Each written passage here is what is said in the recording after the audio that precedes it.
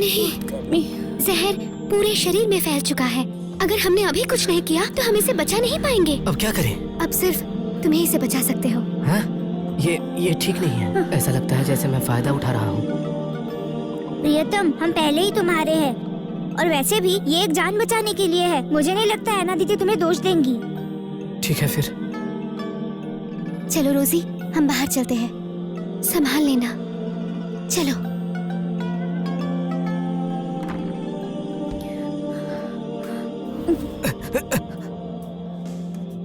ये नोआ, प्यार करो मुझसे।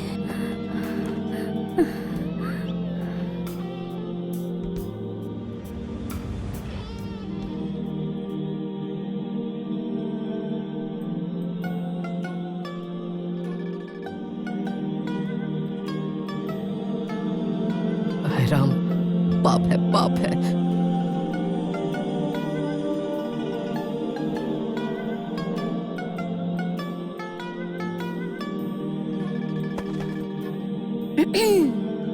जो चाहते थे वो मिल गया तो जा रहे हो तुम? तुम मुझे समझाने दो, मुझे समझाने दो। कुछ कहने की जरूरत नहीं है, मैं समझ गई हूँ। धन्यवाद। अगर तुम नहीं होते तो पता नहीं क्या होता मेरा।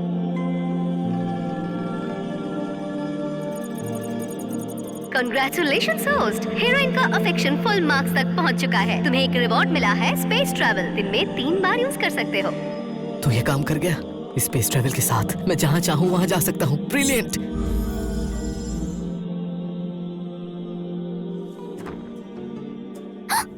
ऐना दीदी, मैं तुम्हें देखने आई थी। क्या मैं गलत समय पर आ गई? अगर ऐसा है तो मैं चली जाती हूँ। नहीं, तुम बिल्कुल सही वक्त पर आई हो। तुम्हारे पति को तुम्हें गले लगाने दो। ऐना दीदी, क्या तुम अब ठीक हो?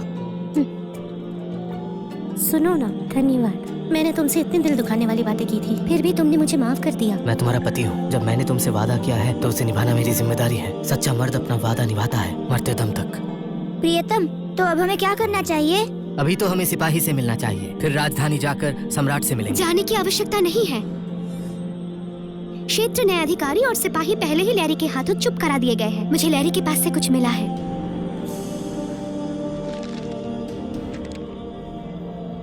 ये क्या है?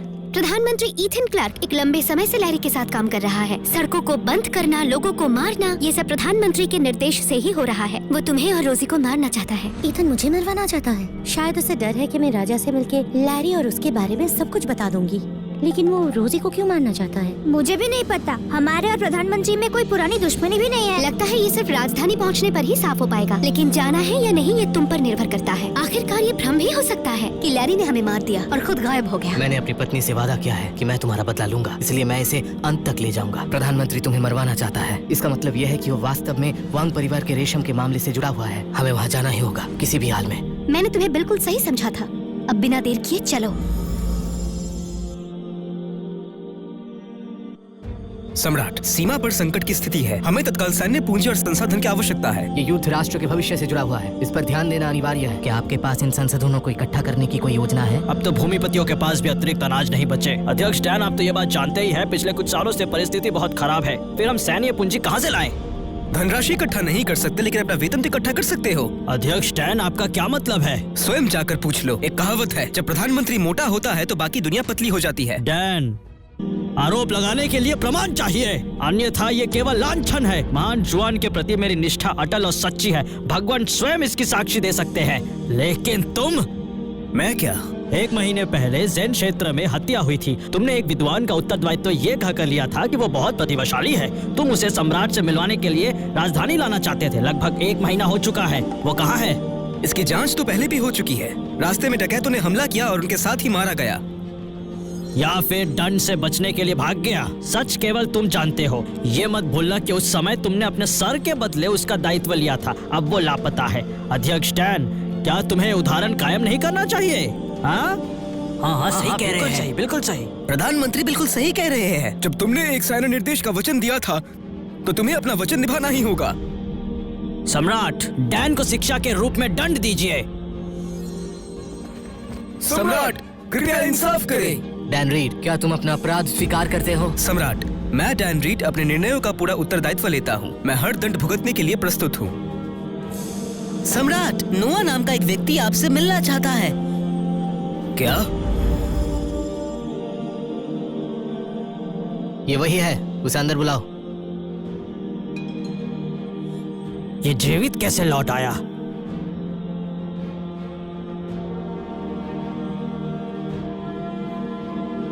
नोआ राइडर सम्राट को प्रणाम करता है। रास्ते में डाकू ने हमारा रास्ता रोक लिया था, इसीलिए हमें देरी हो गई। मैं क्षमा चाहता हूँ। कोई बात नहीं। अध्यक्ष डैन ने कहा था कि तुम्हारे पास कोई बुद्धिमान और अद्भुत उपाय है जो महान जुआन को संकट से उभार सकते हैं।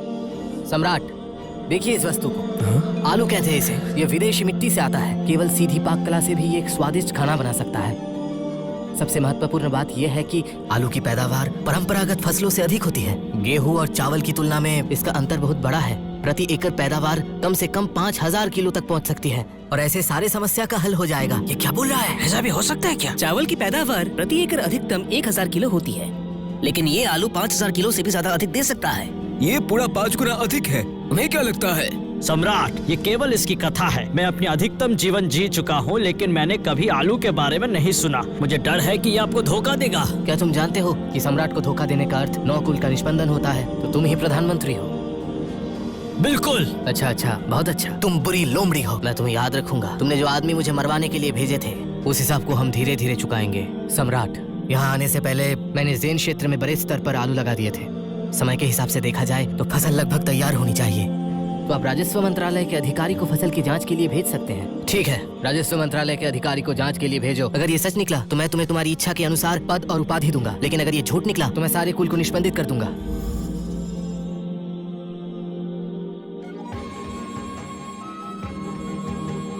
बधाई हो सम्राट, ज़ेन क्षेत्र से एक स्मारक प्राप्त हुआ है।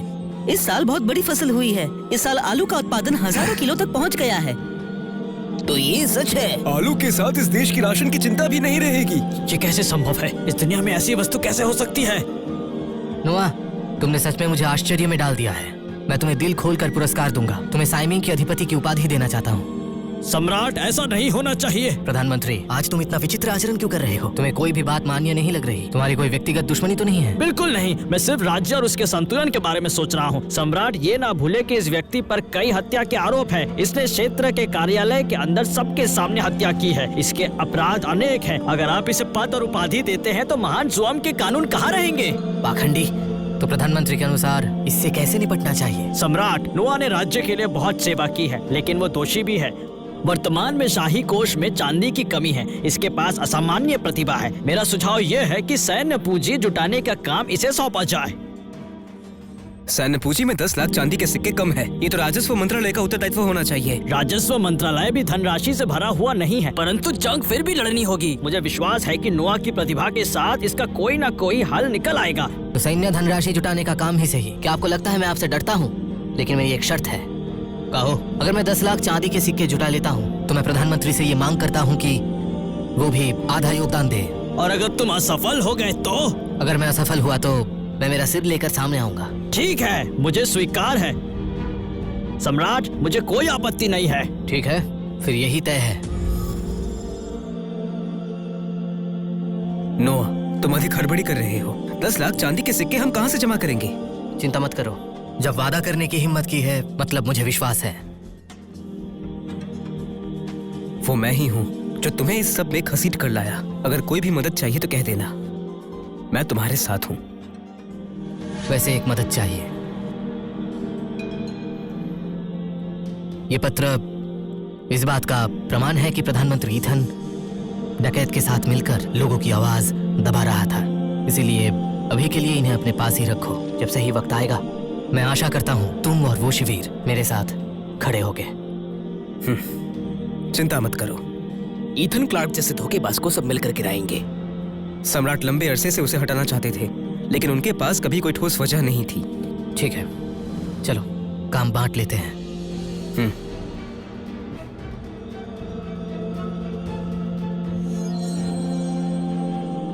नोआ, तुम हमेशा मेरे खिलाफ क्यों जाते हो? हाँ, अब तुम देख रहे हो ना, तुम इतना आगे आ गए हो कि तुम पीछे नहीं हट सकते। सिर्फ 10 लाख चांदी के सिक्के, क्या ये कोई बड़ी बात है? हाँ, इतनी शेख ही मार रहे हो, जबान कटने का डर नहीं है क्या? अभी घुटने के बल माफी मांग लो, शायद मैं तुम्हें माफ कर दूं। क्यों, ठीक है ना? आओ आओ, हाँ, मेरे होठों को देखो। नर्क में जाओ नीच, अब तुम खत्म। तुम बदतमीज, तुमने ये मौका ठुकरा दिया है, अब तुम्हें भुगतना पड़ेगा। अब देखो तुम्हारी पत्नियां ही तुम्हें दफनाएंगी। वो बुढ़ा बहुत ज्यादा ही घमंडी है। अब मैं निकलता हूँ, इंटरेस्ट वसूल करने का वक्त आ गया है।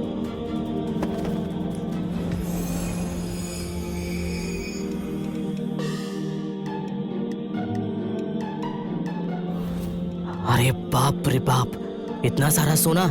इसने लोगों से कितने लूटपाट की है भाई। हाइडिंग आर्मर में है यहाँ। ये तो गद्दारी का क्राइम है। लगता है ये बुढ़ा सिर्फ करप्ट नहीं है। ठीक है, आज मैं न्याय करूंगा। मैं सब कुछ ले जाऊंगा। इस ड्रामा को फुल देखने के लिए मेरे पेज के फॉलो बटन के पास जो वॉच बटन है उसे क्लिक करके मेरे व्हाट्सएप चैनल में ज्वाइन हो जाओ, जहाँ पे ये ड्रामा आपको फ्री में देखने को मिलेगा।